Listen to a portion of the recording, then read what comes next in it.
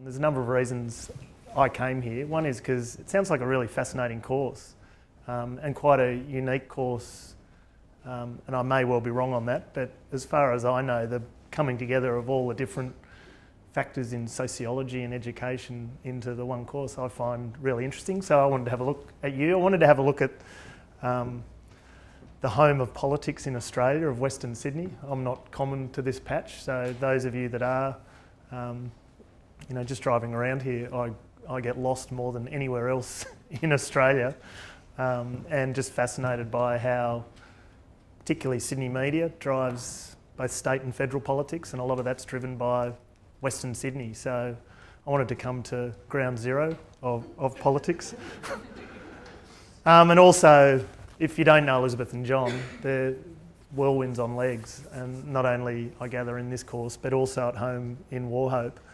And for those that don't know Wauchope, I described it to Elizabeth politically as tiger country. For me, you know, as someone who was trying to make change, it's one of those communities that is an extremely difficult community to engage in change. And so for, you know, to praise these guys, I don't know whether anyone follows Twitter, but the Gosford Anglican Church and the signs they put out, Elizabeth and John are my equivalent in Wauchope of people who are willing to engage in the politics and the political debates with the faith base behind it, and with an intent of trying to build a better and stronger community through better relationships. And that's the point of the exercise. So I'm glad Elizabeth also said, you know, I don't know a lot of what you know around the theory of what you've got me here to talk about. I stood as a local member of parliament and wanted to be a local member of parliament, and that was about it. I felt there were some issues where my communities in Port Macquarie and Taree and Kempsey weren't being addressed. I felt our communities weren't very organised in getting those issues addressed. They weren't empowered into the main game of politics, both at a state and federal level, and felt that if we could do some work in bringing everyone together, then in many ways we could answer a lot of the questions ourselves through our own work and just get some gentle support from government to get there. So that was where I started, and then this whole journey through politics took place over those 17 years and finished with a bang over those final 3 years of the 43rd Federal Parliament and the one seat Parliament that the Senate is now living now in the 44th, kind of ironically, as a response to how terrible the 43rd was. I'm not going to talk for too long because I much prefer the banter and the questions, but because it is an education course, I did want to give you a bit of background on some of my thinking on my education journey, and then let's have frank and open dialogue. You cannot offend me now. That's one of the things I have taken away from the 43rd Parliament. You can talk about 17-minute speeches, you can talk about my silly grin, you can talk about whatever you want. It doesn't offend. So if your politics is hard one way and you want to ask a question, go for it. So ask anything. But from an education point of view, there's 2 or 3 things I would like to leave you with. I get asked a lot, what was the most important and valuable thing I did in politics? And it would be very easy to be like all other politicians and pick a hospital or pick a school and some bricks and mortar and try and put your name to it, or a road. There's heaps of that stuff.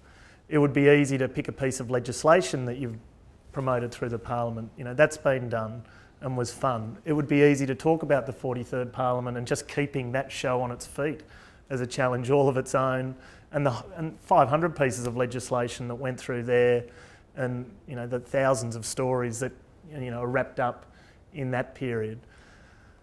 But the one that, if I'm being honest, I talk about is an email I received in what were my final weeks after I'd announced I was leaving, and it was from someone who is on FBI radio in Sydney. Does anyone know it? Yep.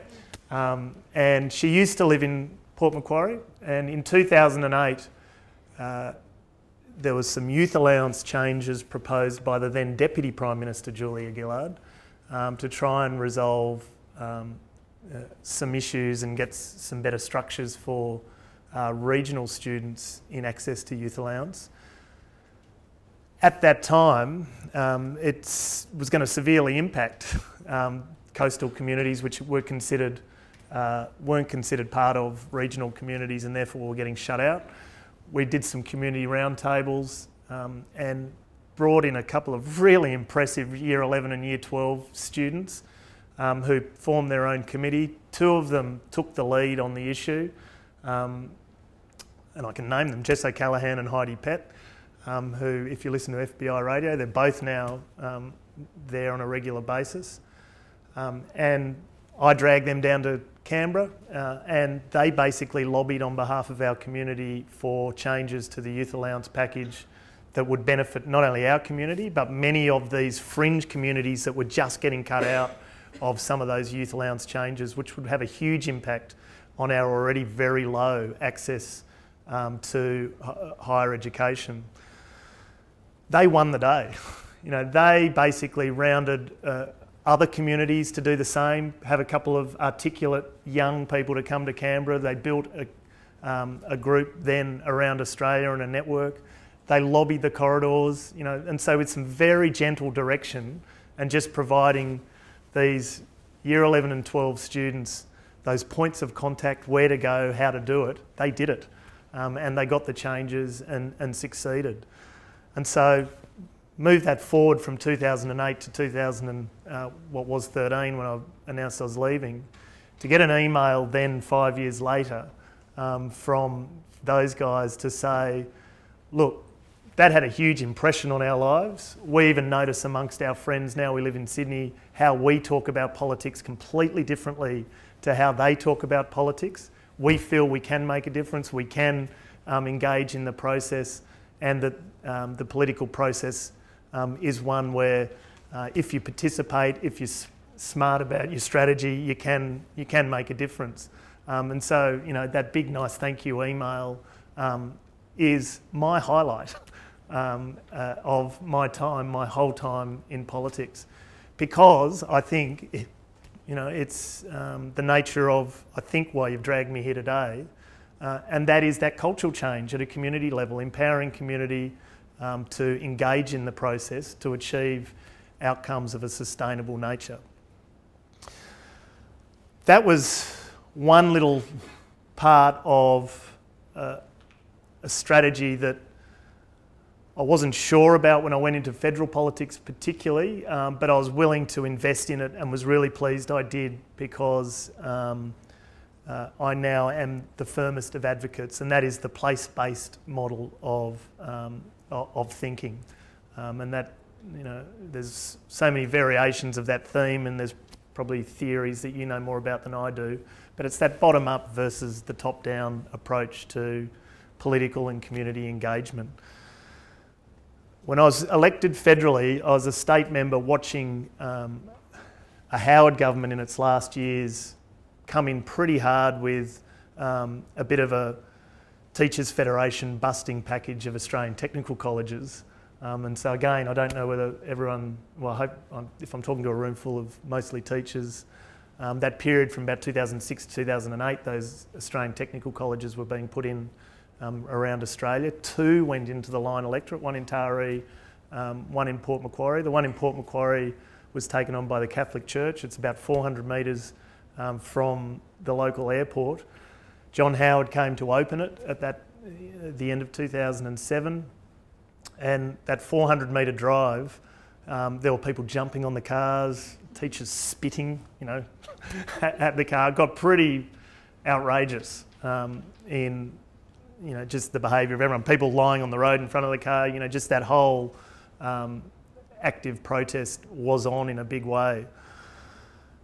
That had me thinking, and so a year later when I came in to politics, this place-based model was one I really wanted to give a run, and with largely the executive officer for the North Coast Institute of TAFE, who I knew personally, we decided to pull together a round table of everyone, so all sectors, secondary, vocational, tertiary, and all providers, so Catholic, independent and public. To get them around the one table at the one time took about 6 months of badgering. You know, it was an enormous exercise at a local community level, particularly on the back of, you know, the squabble over that 400 metre drive that had gone on 6 months before. But we got there, and what happened over 3 or 4 meetings was people actually started to talk to each other. What was really noticeable in the first meeting was, even though these were local providers in a community of roughly around 55,000 people, people hadn't even met each other. And you know, they had no connection whatsoever, if they were particularly in the different streams, the Catholic, independent and public streams. There was just you know, a war mentality against each other. Everyone was looking over the fence at what the other one was doing without actually having to talk to each other about how, you know, everyone can improve education locally together. So over those meetings, we didn't actually have to do much other than actually get them there. And eventually they started to talk to each other. Eventually they started to talk about resolving some of the issues together. And eventually they started to cut some deals together and develop some partnerships, which was fascinating to watch. And then it was a very easy approach to levels of government to say, look, all the local providers have come together to say this, with a little bit of money, will you give us a hand? And it made it really difficult for government to say no. From that, not only did things like the youth allowance package nationally, in my view, get addressed, and so you know, there is a much better youth allowance package of over $230 million annually that's changed from 2008 to today, engaging many more regional and rural students as a consequence. But the same could be said about those bricks and mortar projects. I'm really excited that Port Macquarie now is having a joint health education facility being built, which is a unique regional model where all those traditional TAFE courses, the midwifery, I don't even know them all, feet, all the different parts of the body, all those courses that get taught, are all being done on the very same campus as the first full medicine degree from first to sixth year delivered in regional Australia. And so there's no, oh, they're doctors there off in Sydney or University of New South Wales or wherever. Everyone's in there together and working side by side, learning together. And the secondary benefit of that is the medical shortage in a regional community over time will hopefully also get addressed through that learning experience and that joint health facility. So that's something that just grew from people talking to each other and coming together and working together instead of within the education sector fighting each other. So they're the two, you know, the model of place-based is, I think, a model that hopefully will be replicated. And from that, empowering individuals and empowering communities is, I'm left as the greatest of advocates for that model. It saddens me to hear the ongoing answer coming from above. And in my view, we've had it from both sides of politics, and culturally it continues to be the norm, particularly at a federal level, trying to drive reform from above for the greater good. Personally, I don't think that's a sustainable model, and personally I don't think that is a way to address some very serious inequities that have been built into our education systems in Australia today.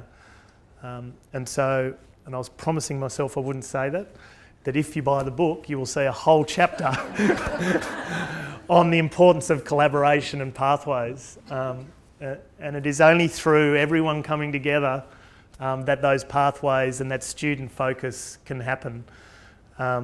In our community, and it's not unusual for a regional community, you know, if you think of those Bradley targets of 40% by 2025 having a bachelor degree or higher between the age groups of 25 and 35, I think, correct me on the edges. The electorate of Lyne was 12% when I started. You know, we are massively short, and that is not unusual in regional and rural Australia. So there is inequity built into the system that we've got to find ways to address, and I think it's the place-based model is the way to do it. So that's my little education spin on it all. Over to you, and tell me if I'm talking your language or not. Yeah. Rob, this is... And there's a book for the best question. That'll get you going. Save you $28. This is slightly away from the place-based model that you've been talking about, but I'm interested in that space of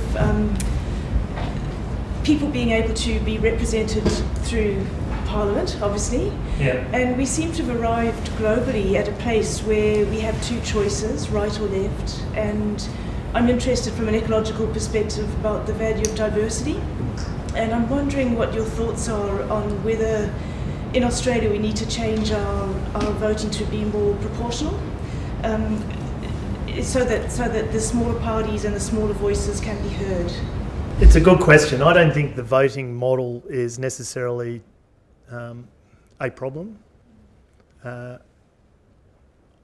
think and look, I love Australia and I love Australians. You know, I think we are resilient, entrepreneurial people. I do think we're having a bit of a political moment, and so the audience, I think a level of comfort about diversity is, we're getting there, but I don't think we're there yet. I was really surprised at some of the reaction from some people at a lower house federally being, you know, a one-seat majority. And even today I'm surprised at some people I come across who, you know, would give me a greater sentence than a mass murderer for me simply being a member of parliament in that situation. You know, that it seemed to somehow be some of their greatest fears were coming out in that moment, and the sky really was falling in. So there's rights and wrongs of all voting models. I don't think that's necessarily the issue, and I'll try and put my view in an ecological frame, and forgive me if it's not textbook. But I actually think the moment that Australia is having is, for 14 of my 17 years in politics, I tried to build consensus. Everything that I just talked about, that really localised, heavy on time and heavy on resource, consensus building at a community level. And then for the final 3 years, I met conflict as the model. And largely that conflict came from outside the electorate. You know, I move around today very comfortably in my own electorate for that whole period, despite what you all would have read in national newspapers. I moved very comfortably around my community. It was very rare that I ran into nonsense on my own patch, even though I'd be reading in the paper that I'd been disloyal and, you know, to a conservative electorate. So my view of the moment we're having is that the conflict model in a lot of textbooks seems to be one that is there to be used by the marginalised. It seems to be one, you know, a lot of the union movement is largely driven by trying to use conflict to achieve change for the better from those that are disadvantaged. I think in our moment in time, it's a conflict model from those that can see command and control is slipping. You know, as Australia becomes a more affluent community, as Australia becomes more aware, things like social media come into the mix. People are thinking a lot more. They're not rusted on to, you know, just voting necessarily the way their parents voted. So that old 40-40-20 rule, which is the old political rule that You know, you get 40 one side, 40 the other, 20 would swing. It's now down, a lot of people are saying 30, 30, 40 and even below that. So that change in Australia I think is very real, and so that's where the diversity and the minor parties are finding more of a voice. And so I actually think we're living the dying days of an old model where there was huge command and control from vested interests who just hung around Parliament. Now, I'm not saying that's dead, and you know, today of all days, when the emissions trading scheme is about to be speared, probably as I'm speaking, you know, we've still got a long way to go, because in my view, that is all about the handful of businesses who didn't like paying for putting 25,000 tonnes per annum of crap into our atmosphere and having to pay for it. You know, they've had a win today, effectively, and huge political donations grease the wheels. And so we're not there yet, but I think the move is on where people are looking for diversity of voices, and that's actually the original model of what Parliament was and is, and it is not something to be feared at all. But we're not hearing anything from our current government. We're not hearing anything about the refugee situation. There's such a silence, isn't there, about a lot of... Well, I think we're hearing, but not necessarily agreeing. We're not hearing much of the detail. We don't know what's happening. We don't know what the government's actual policy is, what they're doing. I mean, there's a lot of... So where are the voices? That's right. Yeah, I think there's nowhere to hide today. I think it's a really fascinating strategy. If we're talking specifically asylum seekers, personally, I think that's a no-winner as a strategy for a Minister for Immigration and a government to try and say it's an operational matter, you know, nothing to see here, everyone move on. No, and I think that's part of the change we're living. Maybe that would have worked 20 years ago. Today, that is not a strategy that is going to satisfy those that want to know the details. Definitely seen as more of a humanitarian issue these days, and I think than an operational issue. So that's sort of, it's more human. Well, I'm just talking as far as a strategy of communication, whether it's draconian, whether it's humanitarian. I think the Australian audience is wanting more. And I think that's a good thing. So I think the move is on, but I think the politics is stuck somewhere, you know, communities here, Parliament and vested interests and political donation reforms back here. But it's got to catch up. Otherwise people will just, you know, smash them at the ballot box. I hope, you know, because that's what the ballot box is for. Yeah. Why do you think that Australia, at no probably more time has it ever been so affluent, so safe, so wonderful a place to live in, is so dependent on a culture of fear within its leaders? Why are we addicted to fear from an insider point of view of the people that seem to use it so much to their advantage? Yeah, it's a really good question. My only answer to that is our history of where we came from, and then our geography of, you know, an isolated island surrounded by different looking people to us. And, you know, our history is, you know, Britain was boss, now the US is boss, and so we've always looked up to someone outside our region. And I think, you know, within our culture, therefore, there is a very easy stir of emotion that can be played.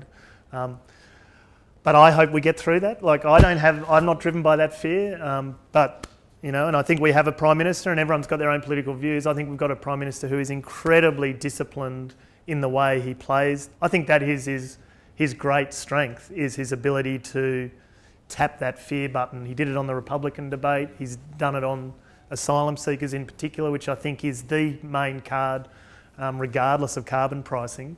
I think most politicians would have loved to have had an election on carbon pricing, but that it's the asylum seeker debate that today I think is the moral heart of the modern Liberal Party and is their main weapon of war at the ballot box. And, you know, I think it is successful. So you can criticise a Tony Abbott all you like, but he has an audience.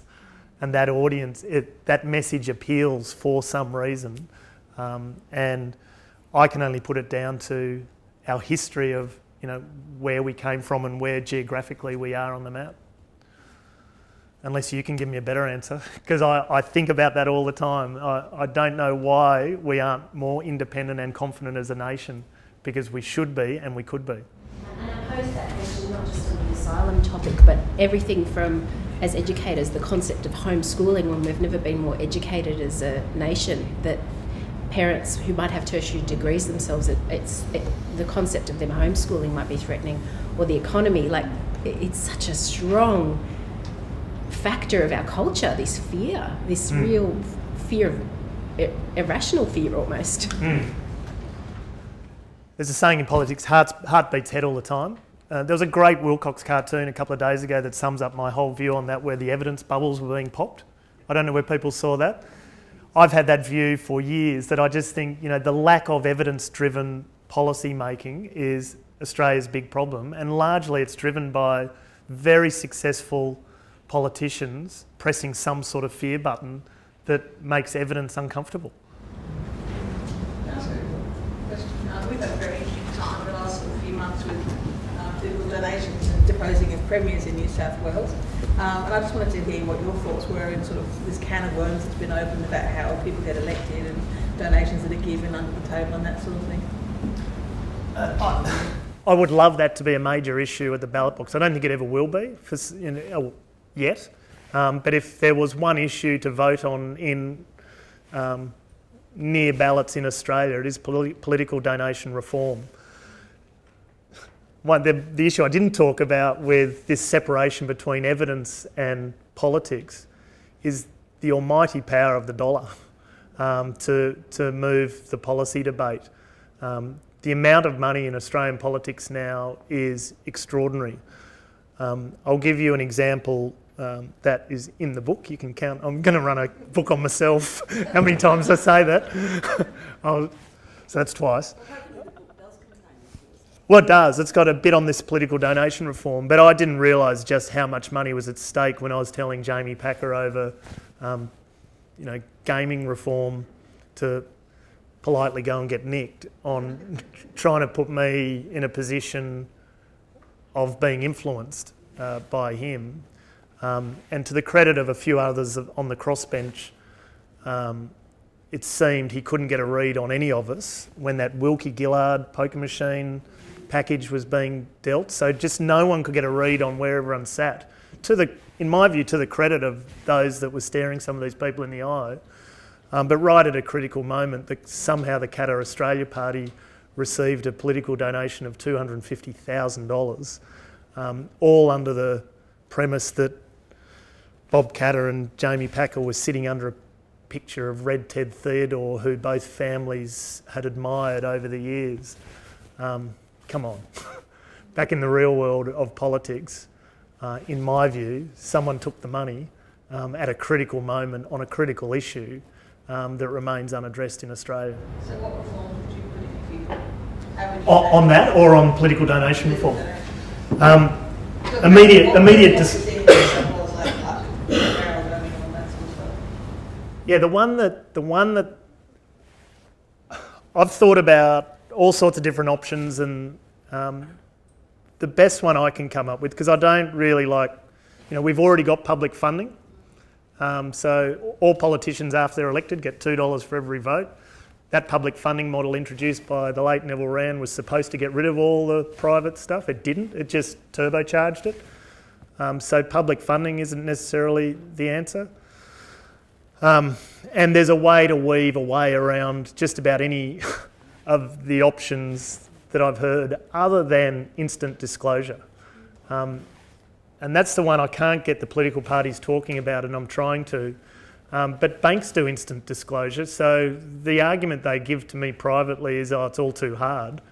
I actually think if someone raises, if I was to, want to stand for whatever the local seat is here, and I raised $1 million, that if I'd disclosed it to everyone, then in my view, good luck to me. The fact is the disclosure, and the people walking into the ballot box aren't empowered to know what I raised and therefore to ask why and then draw conclusions in the way they vote. So for me, the model of if you receive $10 or $100 or $1,000, you've got to instantly disclose it somewhere that is available for electors to see, and then you've got to stand on your digs and defend why you took that money. It's very broad sort of topic, but I'm just wondering if you could maybe speak to the role of social media in positive social change. So in terms of things like engagement and accountability and creating movements as well, I guess. Yeah. I do think social media's got a big role to play in what often gets called new democracy, but it's actually original democracy. And I do, I think the problem that social media helps address is, the commercialised media being part of the problem, and particularly in the Australian media market where, there's one organisation that owns 70% of the market, and they are involved in a whole range of other business activities, such as, and wield enormous influence over politicians to change policy, such as whether to build a national broadband network or not. I think social media provides an avenue around some of those problems that Australia has found itself with in so-called traditional media. So there are times where it can be used for good and bad social media, but that's the same with all communications. And I've seen examples where a really well-run campaign can achieve great stuff really quickly. I've also seen it where it can send debates off the rails really quickly. What's a good example? The super trawler, the big fishing boat. To get an email from Kelly Slater was kind of weird, based on him getting involved in that whole campaign. But good luck to any politician taking on an 11-time world surfing champion as good looking as he is. You're not going to win that one. But so that's what social media actually can bring in, all sorts of angles to empower the debate. Mind you, I did take him on to my own detriment, but there's a whole story in the book about about that. So yeah, it's powerful as a weapon, and I think it will break the traditional media model in Australia that is a large part of what I consider to be the problem of real policy reform inertia. The big issue for Australia is tax reform. It's got to happen for a better standard of living in the future. Martin Parkinson, the head of Treasury, is talking about it every fortnight in speeches about how important it is. Can you imagine the Daily Telegraph participating sensibly in a really difficult tax reform debate and therefore engaging community in some of the difficult issues involved? Social media, at least despite all the trolls and the rubbish, I think there is that level of, it's fascinating to watch when something stupid is said. Quite often it's quickly pulled into line by others. It's got that clearinghouse attached to it in most cases.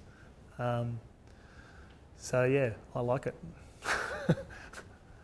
And I'll also say in the NBN debate, I thought of all the submissions that came in around all the media reform that went a bit wrong in that 43rd Parliament, there was a great submission from Google which just said, build the NBN as best you can and don't worry about media laws, because then everyone's a citizen journalist. You know, that's the power of media laws. So if we don't like the Sun King, if we don't like what we're getting from our daily rags, let's build a way we can all communicate with each other the best way possible, and the rest will look after itself. Yeah. You're a father? I am. 4 times over. Yeah. So... That sounded like a lament from you. 3 times in it's, yeah. 3 times in considering a fourth. Came in. I think, having known a few politicians, it's a service job. It must have taken a toll. Was it worth it? And how did it affect family life and fathering?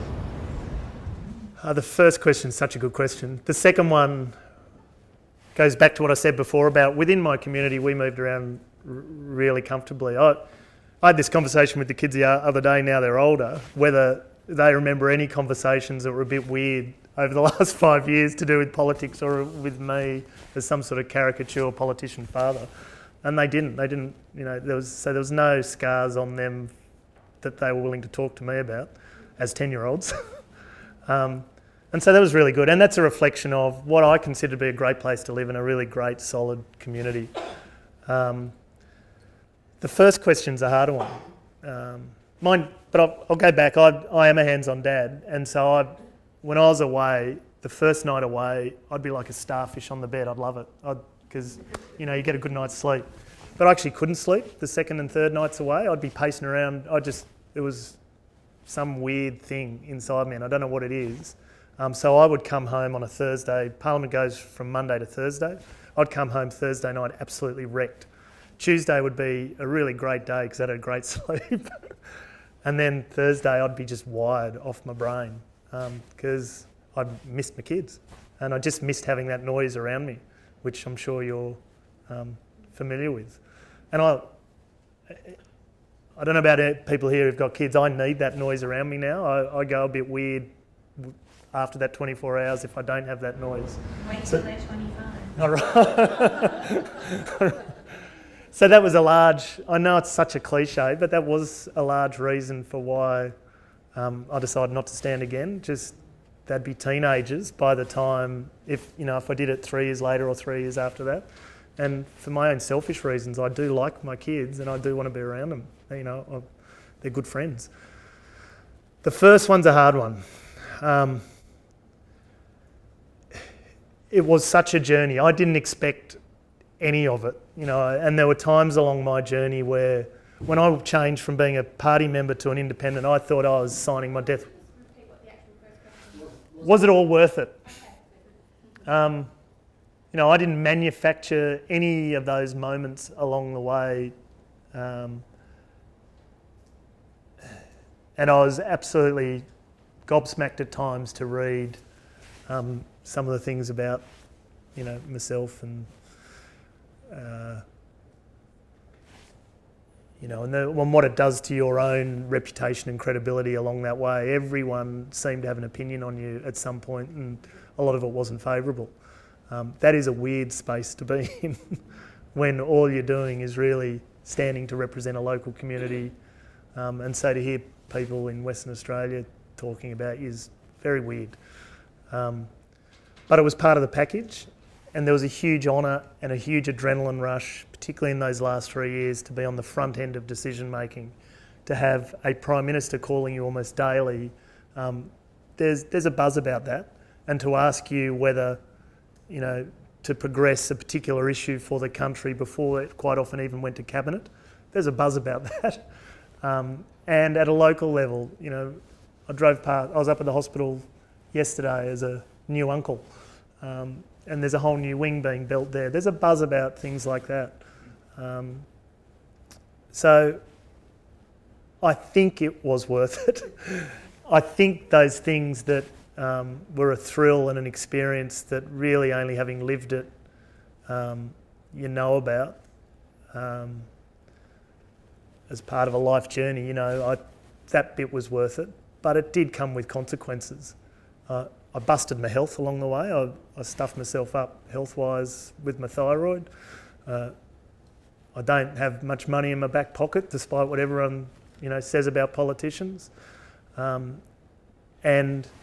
even now, having been out of politics for a year, you know, the reputational issues, you're still a politician, so it makes it very difficult career-wise where you want to go post-politics, because everyone in the back of their minds, when they're looking at you, looks at you as a politician, not as a person with certain skills.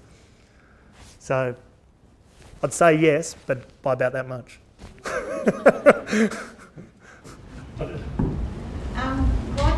What would you describe as your major influences in coming to decide that the place-based model was the way to go?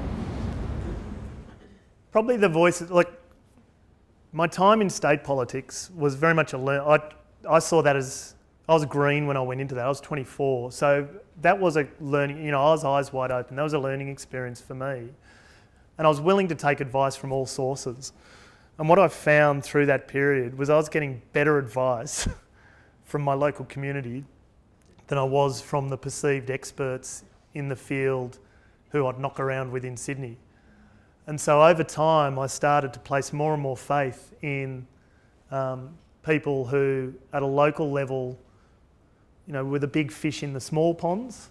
And so, as I said before, on education, the executive officer for the North Coast Institute of TAFE was a really valuable source for me.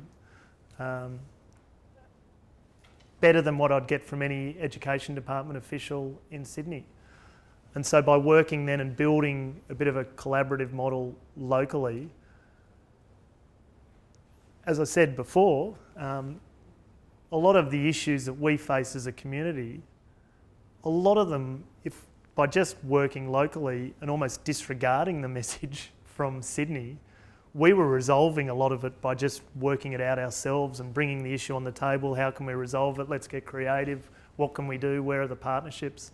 And so in those 12 years, to then build a bit of a bank of success stories on that front, when I hit the federal scene, you know, I was sold. And then I went to Canberra and was quite often getting the same heap of gumph from so-called experts, and was willing to back my locals, you know, on that bigger stage. And thankfully I did, because that's where most of the success stories for me as a politician lie. Not by, you know, raiding the cookie jar of Canberra, but by working hard with locals in meeting after meeting, time intensive, resource intensive, that hard grind of local community building. And yeah, you might need the odd little bit of help from Sydney or Canberra. You might need to make sure you've got it within the policy framework of where they're comfortable. But if you're fixing it at a local level, there's not many politicians of any political persuasion who are going to come in and try and sledgehammer it out of existence. You're actually providing answers for them, and that's the thing they love more than anything. Yeah, and I know there's someone in the middle here who, yeah. We're doing a unit called Transformative Leadership in the course, so can you define leadership and then give some examples where you've seen leadership, effective leadership happen, and maybe even name some who you consider leaders for you? And it doesn't just have to be politics. Yeah, that's a good question. Leadership happens in so many different ways. I'd probably describe myself really badly as a servant leader, you know, based on that sort of model that we've talked about today of just trying to bring the sheep together and herd them through a gate very gently, without calling Elizabeth a sheep. You know, but, you know, local community sort of, that Kelpie dog just yapping around the back.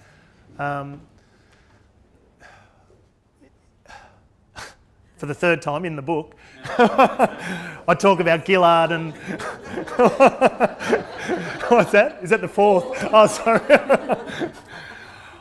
I talk about Gillard and Abbott, you know, when I was basically chucked in a decision where I had to just make a decision based on two characters, which is a horrible position to be in, but the styles of leadership of the two, they're just different. But Abbott's that crash or crash through adversarial leader, so very uncompromising, and there are circumstances where that leadership is great. My view on Julia Gillard's leadership style was more of a transactional style, so more pragmatic and working more with foes to achieve a result in the end. And so for that moment in time, that transactional I felt was a more important one, with a mixed lower house and a mixed upper house. You know, crash or crash through wasn't going to succeed too well then. And it's fascinating for me now to watch that crash or crash through try to get a budget through in a hostile Senate. So leadership comes in many forms. I think, you know, the greatest values, without sounding too cheesy, of leadership aren't that, but it's more the ability to listen and hear what's really the issue at stake, to bear witness, so, you know, to have the heart for it, and then to have the smarts to try and actually achieve a result that makes a difference. And that leadership style then, so long as those factors are in place, the leadership style is just whatever suits the individual personality. As far as people outside of politics, a big influence on my life was, I went to a college at Sydney Uni, so the bad one, St Andrews College. But when I went through university, there was and it's the second highest office in the Presbyterian Church, is the principal of that college, and there was a really interesting Scottish reverend who was making these very audacious lectures on a Sunday morning to a half-empty room of hungover men. But he was advocating for women in the church. You know, he was really pushing the boundaries. And then, if anyone's got a really good memory, he went through what was effectively a heresy trial in the early 1990s in New South Wales. And he was all but excommunicated, and he's now back in Scotland. But as he was walking out the door, metaphorically, he said to the student body, who loved this guy, regardless of the consequences, always stand up for what you believe in. And that was a bit of a lights on moment for me. You know, I'd been the hungover guy asleep up the back, and then it's like, wow, you know, here's someone who was willing to cash his chips on some things that mattered to him, and damn the consequences. And I liked that. And, you know, it probably came back to haunt a few others in politics that I learnt that lesson.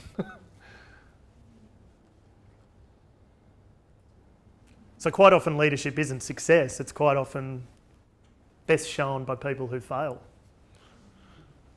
or perceived to fail. Yeah. So it seems there's sort of this increasing disillusion with the political process, it seems, or, you know, certainly the Abbott government's policies. You know, there's a lot of talk about broken promises and the unfairness of this particular budget. You know, there was 10,000 people marching in Sydney on the weekend and across the country in protest of those policies. I just wonder whether, you know, you could comment on that, I guess, in terms of leadership coming to some extent from the ground up now, and if you think particularly about climate change as an issue, there's some really well organised groups like Australian Youth Climate Coalition and so forth. And so I guess there's, you know, ranging from those kinds of very organised civic organisations to individuals making submissions. I guess I'm just curious on your perspective as to how effective that sort of civic leadership is, and whether there's particular forms that you think are more effective than others. Like, you know, Tony Abbott and Joe Hockey, do they care that there's, you know, 10,000 people marching in protest of their policies? You're asking me to get inside their minds? I think they do. Yeah, look, politicians listen a lot more than what they pretend. You know, they read polls, they notice social media, and they certainly notice a street presence and advocacy in all its forms. You know, it's rubbish that they pretend to be blind to any of it to create a perception of being tough. So they listen, and I think civic engagement is more necessary now than ever before. You know, I think it is. There's a whole, you know, it's complex. I don't know who said that, but I think what happened in the 43rd Parliament was very inward-looking in a lot of ways, and people were analysing me, Tony Windsor, and the dynamics of the Parliament, and all eyes were on that, and people were interested, and people had positive views and negative views, and it was all looking at that, not much else. And in a lot of ways, a government, in my view, again there's different views, a government by default was elected as a consequence of that. But an audience elected this government. So they are democratically elected.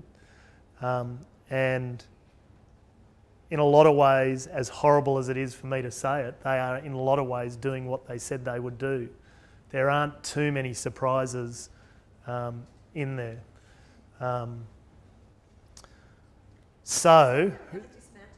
Well,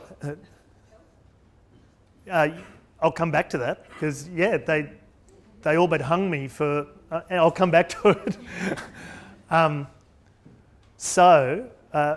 For what I considered in the politest possible way to be our teenage years of that 43rd Parliament, you know, there was a lot of slander and there was a lot of nastiness. It was also, I hope, being an optimist, a bit of a growing up.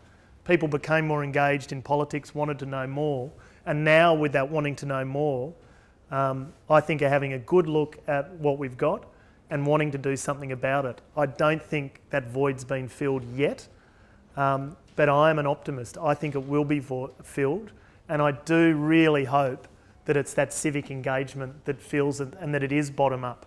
I'm very wary of Mothership Liberal or Mothership Labor creating manufactured groups that then bubble up. I love seeing genuine community groups respond to issues. So I'm hopeful all the bust the budget stuff is grassroots. A lot of American politics is creeping into Australian politics, and there's that famous astroturfing, so fake grassroots groups, to be very wary of. But I think this moment in time in Australia, I think there's a want for something and a want for a response. And whether it's social media, whether it's marching on the streets, whether it's letters to the editors, whether it's sitting inside your local member's office and getting your answer and not leaving until you get one, you know, all those forms, all those forms of advocacy I think are really, really important right now. Again, everyone's got their own politics, but personally, I don't want to become America.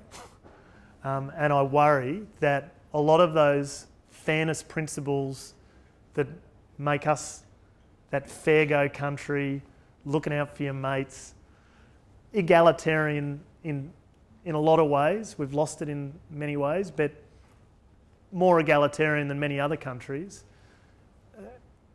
you know, it's up for grabs right now.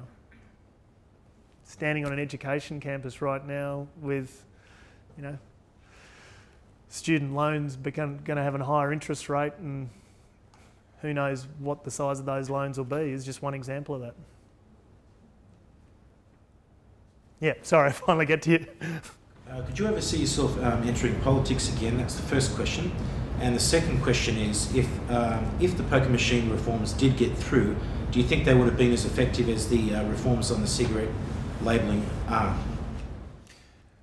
Yes, I do, on the second. The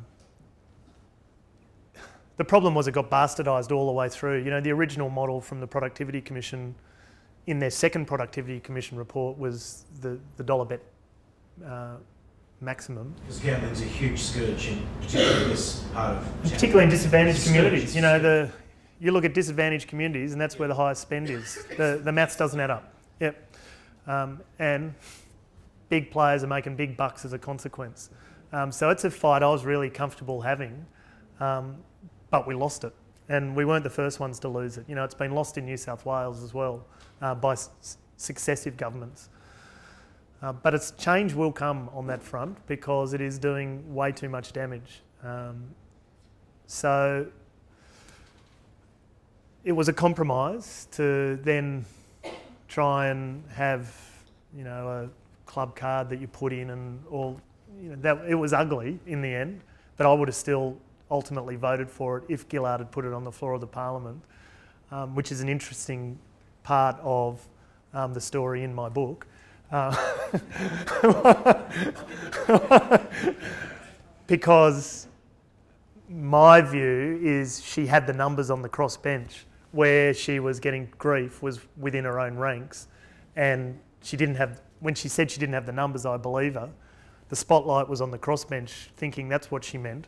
I think what she meant is there were a handful of people who were wholly owned subsidiaries of the club and pub movement in her own ranks, and they were going to buck up. They either weren't going to turn up or they were going to do something else, and that's where her numbers bled.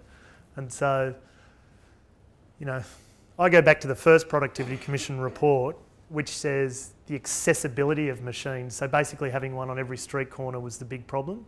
And they tried to, they recommended a model, almost a cap and trade model of capping the number of poker machines in each state. And then if people want a new one, they've got to buy it from somewhere else and basically reduce numbers over time. You know, you buy two, you've got to get rid of one to get one in your new big pub in Sydney.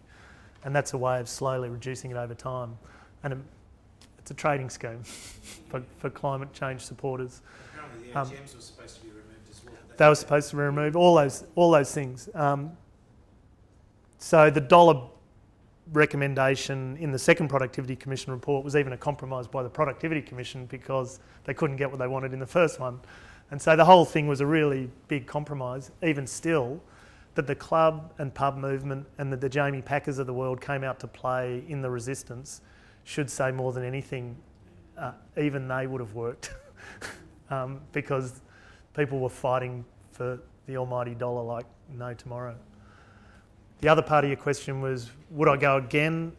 There is certainly nothing on the radar, and you know, I've got a lot more bringing up kids to do, but who knows in the future? You never rule anything in or out. I'm a policy wonk. I love all the policy stuff. I'm a frustrated policy wonk. I think a lot of the big reforms for Australia still need to be done. But I'm not sure whether I'm better spending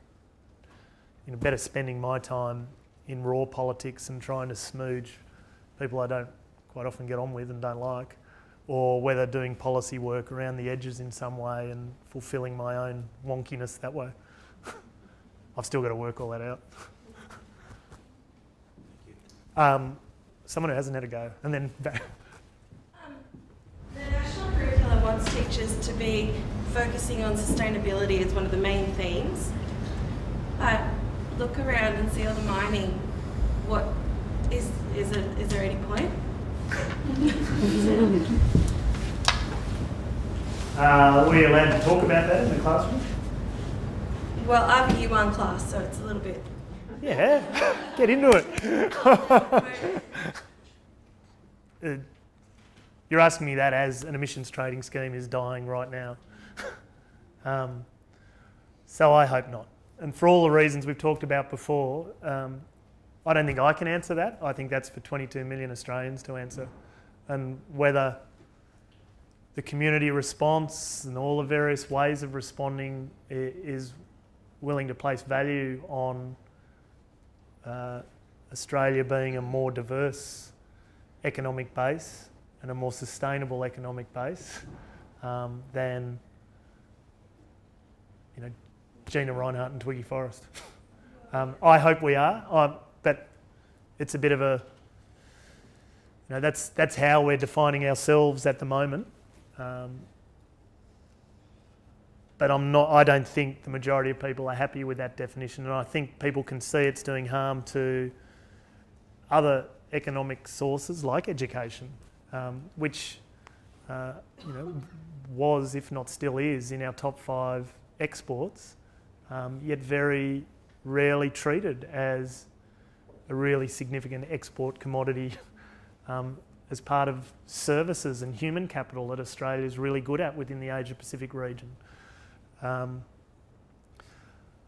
But by placing all our eggs in that one very narrow basket, well, on a number of fronts, you know, if you're talking about climate, but also if you're talking about the economy, you know, it creates a very narrow base and a dangerously narrow base. I actually think, you know, we've had a bit of an East Coast recession at least, whilst Western Australia's gone crazy over the last 5 years, and that recession hasn't really been talked about too much. And so all the industries that as a consequence of a high Aussie dollar, as a consequence of us having great iron ore that we don't place a value on because we can't get a mining tax right, because we can't listen to experts like Ken Henry, it is unsustainable. But I'm hopeful and I'm optimistic that the audience, we've had our teenage years and we're looking for an adult government.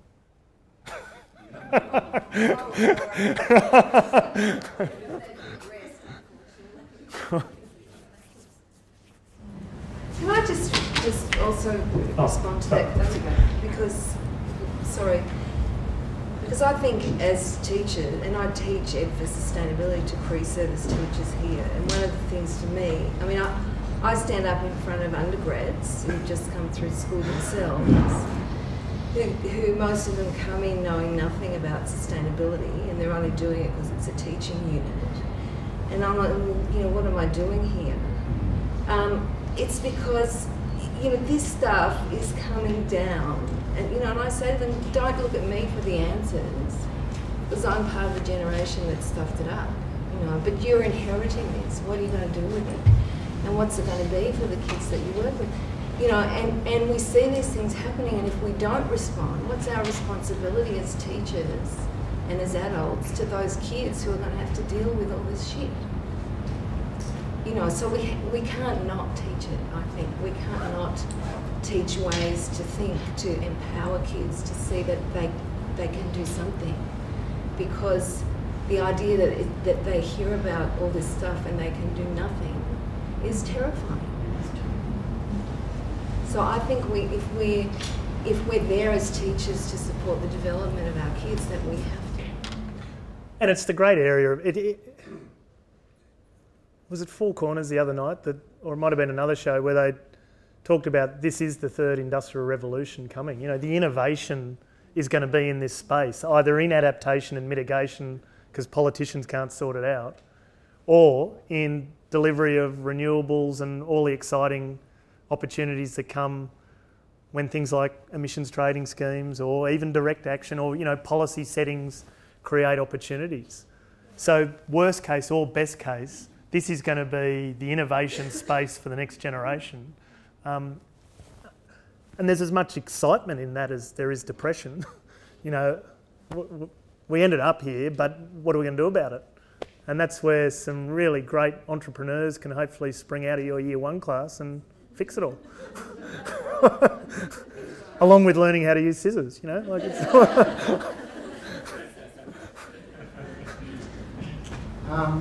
we live and work in Western Sydney here. There's a lot of issues here in Western Sydney that I think politicians are listening to in some way, but on another way, they're trying to hoodwink the population with asylum seeker type of policies. Do you think there's a good groundswell here for independent members? That's a good wish. On my 4-hour drive here from, you know, well, my 5-hour drive from Port Macquarie this morning, I'm certainly not the expert. You know, I don't know what Ray Hadley would have to say about independent members in this area. He's your voice, isn't he? He speaks for the West. Who's he? Yeah, right. I'll give you two answers to that. One is that every member of Parliament, in theory, should be independent. You know, it is actually Section 28 of the Crimes Act. Might not be Section 28 if someone's on Google, but it's pretty close to it. That it is illegal to influence a member of Parliament on their vote. Well, that's the whole nature of a political party in Australia today. You know, we have accepted a more restrictive model, adversarial model, than most other countries in the world.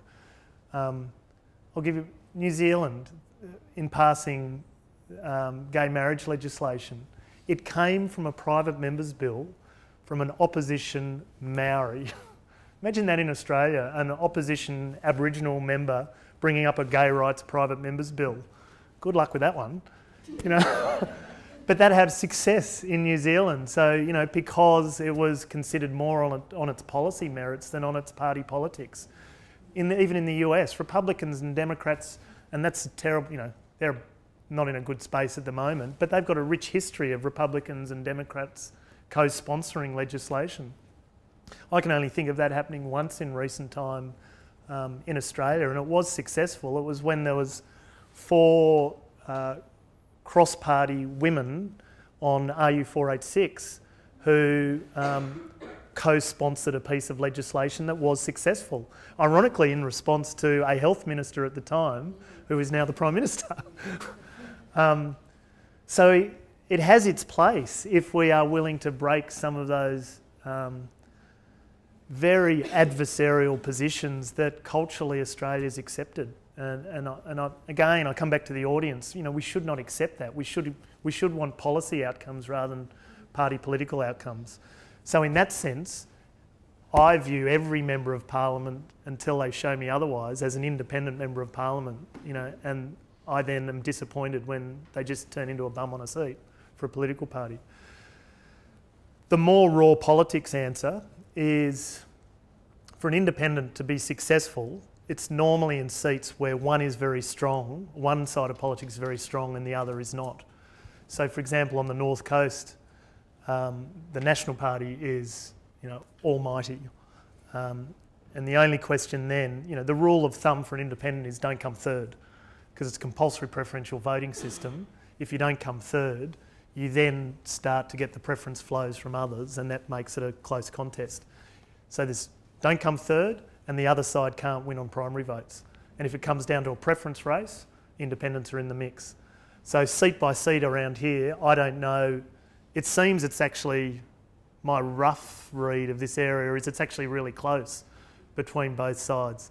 That's actually a hard environment for an independent to be successful. Although an Andrew Wilkie in, you know, Denison did it, where everyone just ended up with a vote around 15 or 20%, and just crazy preferences managed to get someone to 50%. The more normal way is you do an incursion into an area where very strong favourite, the other's only getting around 8 or 10%, and then you can hopefully pick up the number 2 preferences from them and others, and it's a close contest. We had the Cathy McGowan. Yes, the last election, which is a good example of that last model. She's one of ours. Oh, she's one of yours? It's a great to this program. Right. But a new model that actually right. So a room of independence. Absolutely. In a sort of specific way. Go on, gather. Based on your knowledge of it, can you sort of explain how you think it worked, how she succeeded, besides the Sophie Mirabella factor? Well, Tony Windsor claims credit, because on the Insiders program, when he and I did our farewell to the world interview, he was asked by Barry Cassidy who is his least favourite person in all the politics, and he said Sophie Mirabella. And then that, I gather, started a ball rolling on the ground. There was a big social media campaign as well. Margot Kingston, who I don't know whether anyone follows, she basically camped in the seat of Indi and worked very closely with Cathy McGowan. Cathy sprung out from, she wasn't a candidate who then built a team. She was part of a team that then selected her to be their candidate. And so there was a really impressive grassroots team who were doing some fun and innovative ways of campaigning, going into the local flower shop and buying all the flowers to help the small business one day and then handing them out around town. You know, what a great spend of $300, which would, instead of buying a 30-second ad on radio. Just really creative and innovative ways of campaigning. And I think the Sophie factor did have a bit to do with it. As diplomatically as possible, she's not a warm and likeable individual. And I say that as diplomatically as I can. So I think that was a factor in amongst a whole range of really positive campaigning techniques on the ground. But that doesn't seem to have worked with Tony Abbott, because nobody likes him. Which is the advantage of party politics. A lot of people in party politics get elected despite either people not even having a view on them. They don't even know. I'm amazed quite often. I had to ask my sisters who all live in Sydney, who's your local member? And, a day later they ring me up all embarrassed and say, oh, it's actually so-and-so. I had to go and look it up. It seems that connection is not strong in certain locations.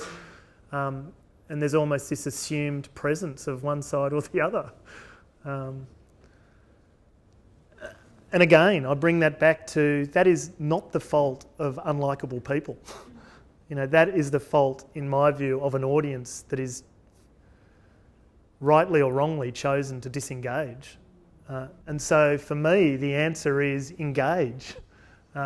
Don't accept anonymity from a local member or unlikability, if that's a word. Fight for a representative that you want. Get creative, get innovative, have some fun, and participate. And I much prefer to at least know the players, as mad as they might be, than to not know them at all. That's where I worry.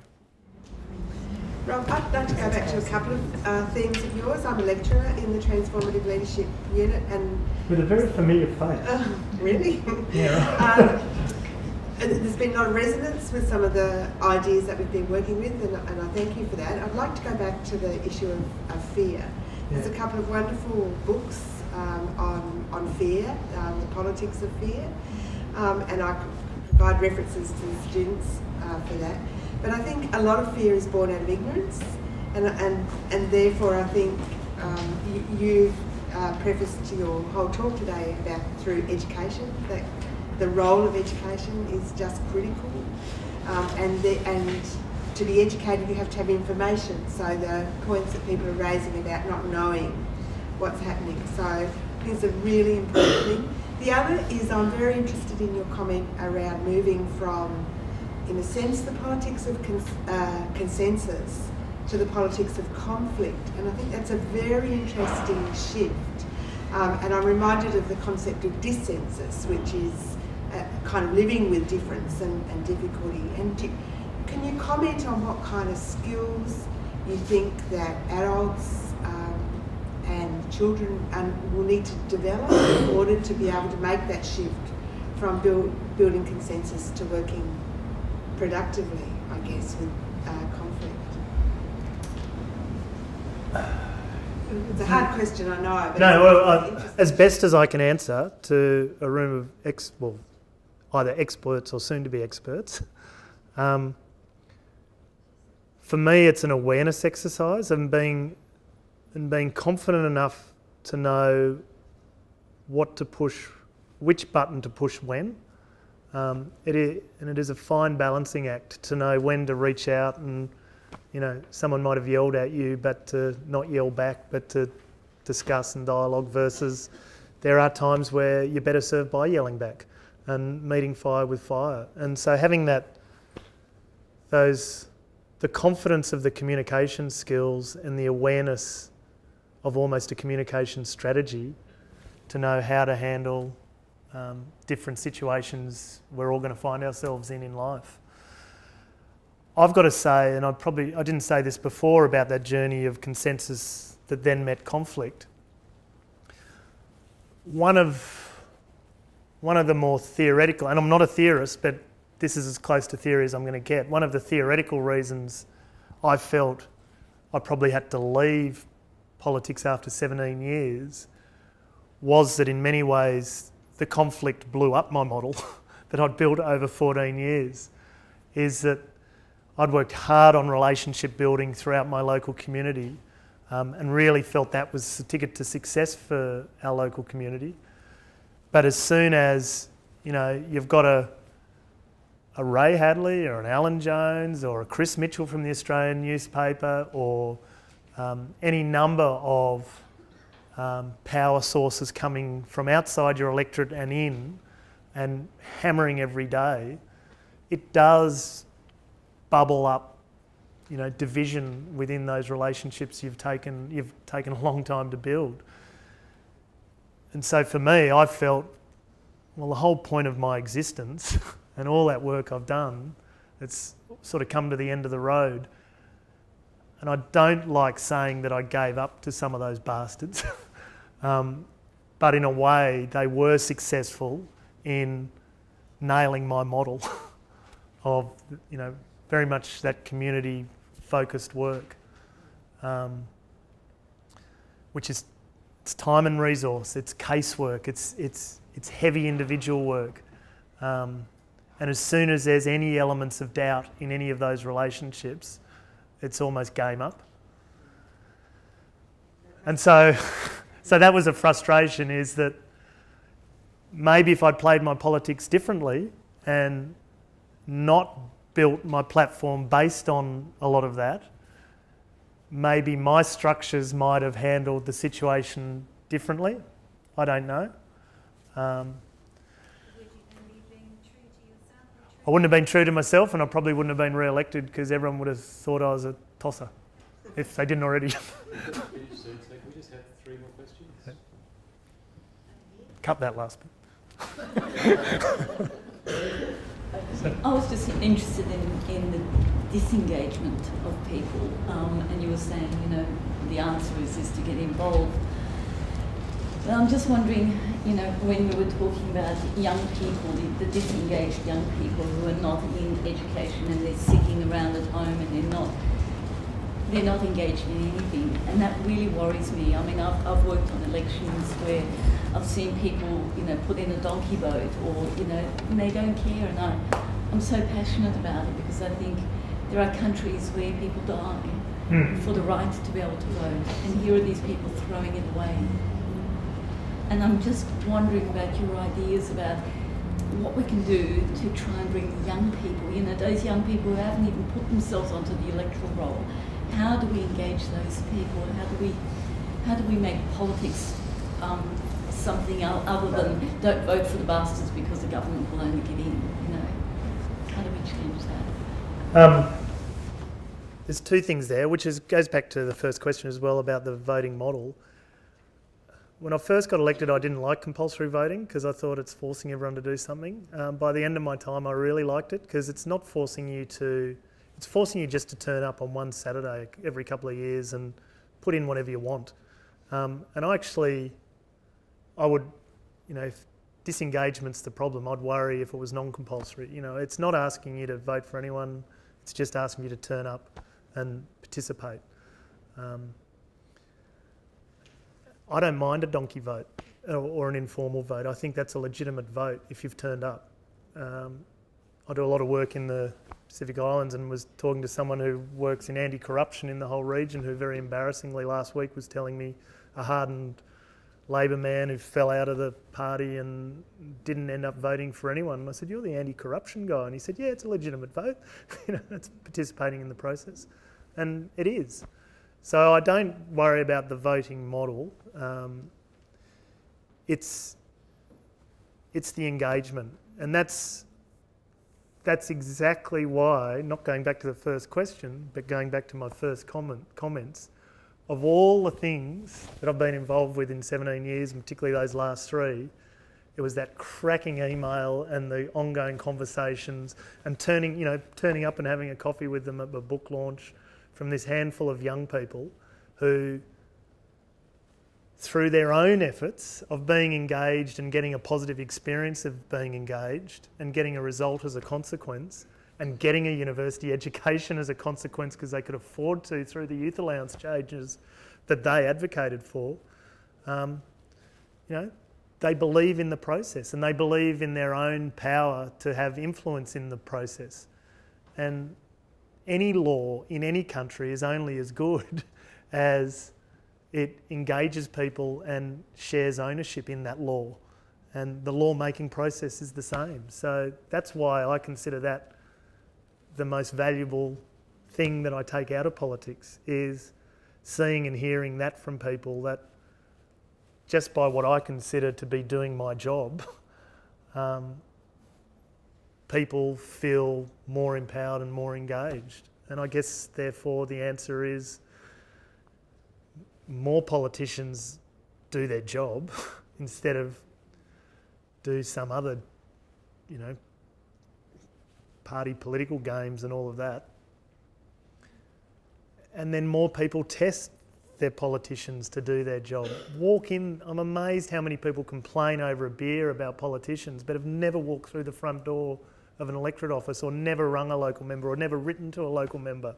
Engage them, make them work for you, and if they don't step up, change them, you know, and participate in change. Don't accept down there as the standard. So for young people lying on the couch, I mean, I lay on the couch, so I'm no... yeah, there's a lot of good in lying on couches. And a period of life where, you know, you do everything wrong. And something that's not work or study can be the most valuable thing in our lives. And I think that's sometimes what statistics are so damaging. Yeah. We go, oh, they're not engaged in anything, but little do, they might be working at, you know, looking after a parent and working at the community garden and, you know, building friendships. I mean, surely being a good human is one of the most important things. Totally. I don't worry about young disengagement. It's probably once you get into the over 30s, and in fact, in the electorate I represented, which is one of the aged capitals of Australia, I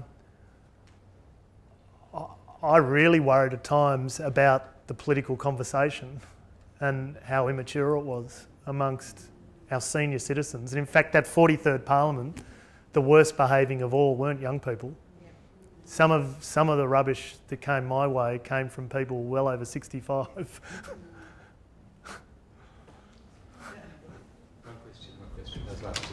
Can I go? Thank you.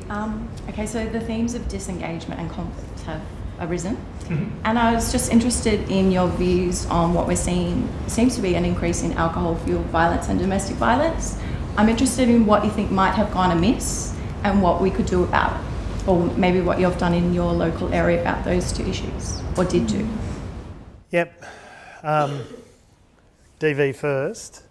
Again, we did a whole lot of community building, got everyone around the tables, and we really pumped that white ribbon ambassador stuff through the community. And so we were the first, and I might be talking it up here, the first community to have local government, state government and federal government all working together in the one location with some very strong anti-DV messages on the ground, and working with the local women's refuge and others.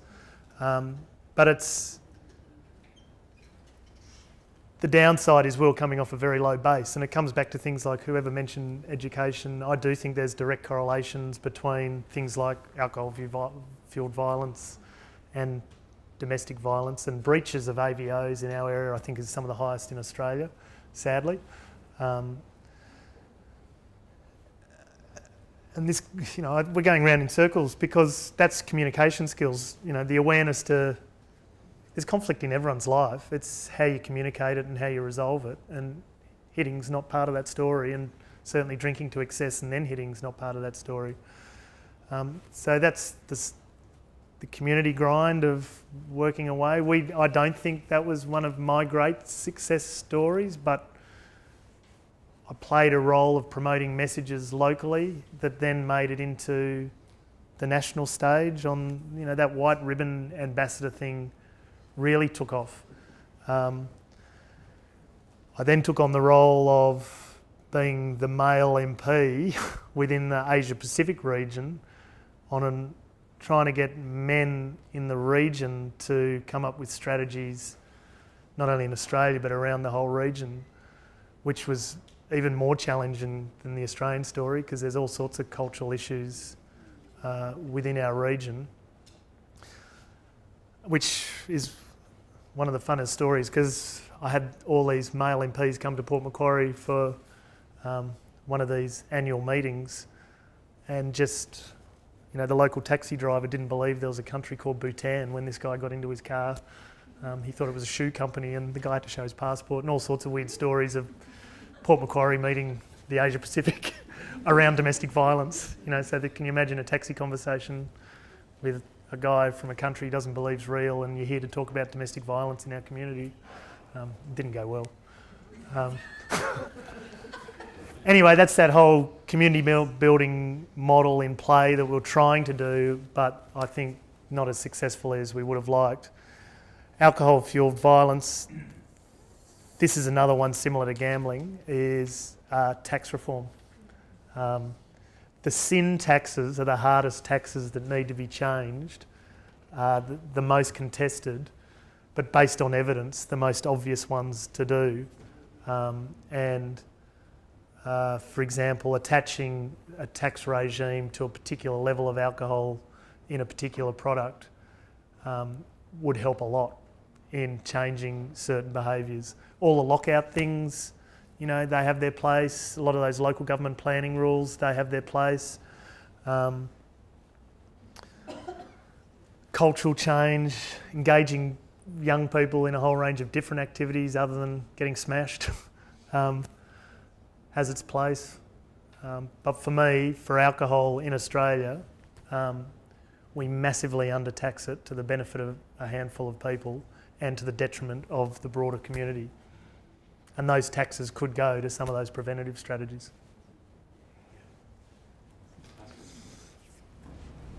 Okay. I was actually wondering if I could ask you about some of the personal beliefs or practices you've had over that time that have sustained you as an individual. Yeah, I had a couple of... Do I say it for us? Finish with number 6? Do you want me to read you a couple of poems that I had stuck on my wall? I'll have to find them. So when it was all going weird, there were two poems that I stuck on my wall. One was from a conversation with Malcolm Turnbull when he crossed the floor on an emissions trading scheme. I said to him, "You're living the man in the mirror moment." And for the first time, he was my neighbour in Parliament, and for the first time I'd caught him out on something cultural. He'd forever been pulling me up on all sorts of things, and I had no idea, including what he asked me to his place for gazpacho. Does everyone know what gazpacho is? I didn't, so I had a very weird look on my face when...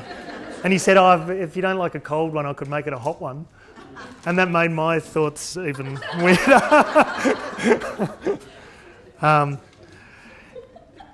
Anyway, so if I can find it...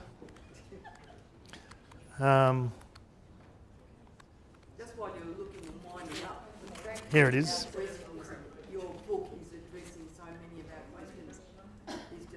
I'd love to hand it out, but the publisher would kill me. So here's the first one quickly. When you get all you want and you struggle for self and the world makes you king for the day, then go to the mirror and look at yourself and see what that man has to say. For it isn't your mother, your father or wife whose judgment upon you must pass, but the man whose verdict counts the most in your life is the one staring back from the glass. So that sat on the desk. And give me 10 seconds if I can find it. Oh, I can't find it. I'm sorry. There's another one in there. And those two just sat on my wall. It's a quote from Roosevelt, just about the man in the... It's not the critics that count. I don't know whether anyone... Well, it's the man in the arena who fails, and he strives valiantly but fails and is covered in blood and sweat, and that's the person to be and to admire. You know, critics are for the sideline, and so don't worry about them. That's a very bad interpretation of a really nice poem. So that's stuff. Just in finishing in sort of thanking Rob, it's sort of my response is here's a guy who presents as a knockabout bloke, but actually beneath the knockabout bloke there's an incredible courage. To actually stand as an independent requires enormous courage. To actually stand apart from an established sort of party structure that sort of endorsed you and sort of set up sort of an opportunity for you to then decide, well, actually, doesn't suit me. I want to stand for different sorts of value. There's incredible courage in something of that kind. To actually endure what you endured in the last sort of Parliament, extraordinary courage. And to come out of it with humour and resilience and a sort of a level of uncompromised honesty is remarkably admirable. So I'd like to just sort of commend you for the accomplishment and for really thank you for being here today and talk to people and sort of perhaps people will look to you as sort of a bit of an inspiration and sort of role model in the future, opportunities they may face in the future. So thanks very much. Thank you. David, you get a book. Thanks.